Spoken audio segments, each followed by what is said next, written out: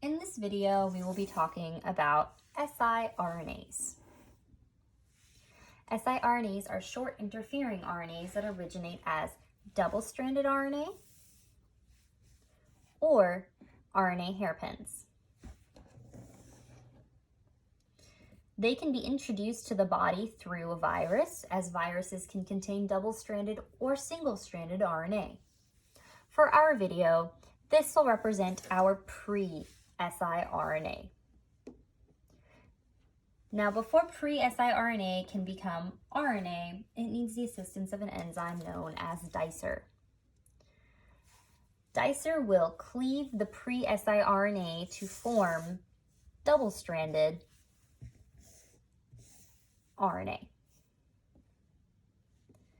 This double-stranded RNA is recognized by a protein that associates with more proteins and will then associate with one of the strands of RNA to form the RNA-induced silencing complex, also known as RISC.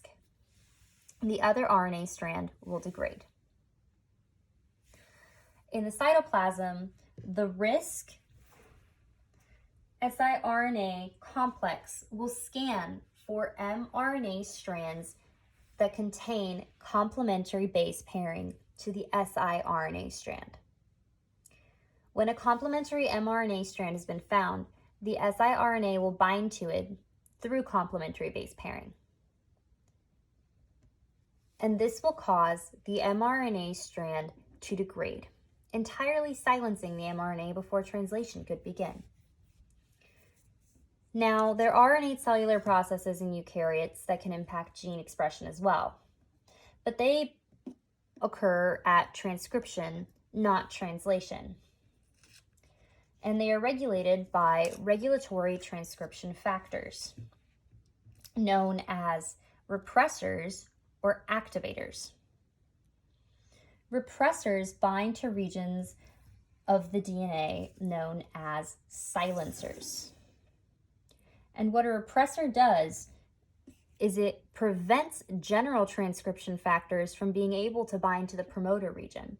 If general transcription factors can't bind to the promoter region, RNA polymerase can't be activated, which means transcription won't occur. So repressors are down-regulating transcription. On the other hand, an activator can up-regulate transcription. Activators will bind to sequences on the DNA known as enhancers. An activator will amplify the recruitment of transcription factors and RNA polymerase, which means that transcription will occur at faster rate.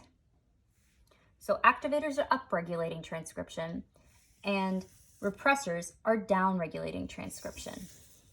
This is in contrast to our siRNAs, which aren't impacting transcription at all, but are instead affecting translation. So, a molecular biologist may be able to alter gene expression by using siRNAs. If they know the mRNA that corresponds to the gene that they want to silence, they could use an siRNA with complementary base pairing to that mRNA.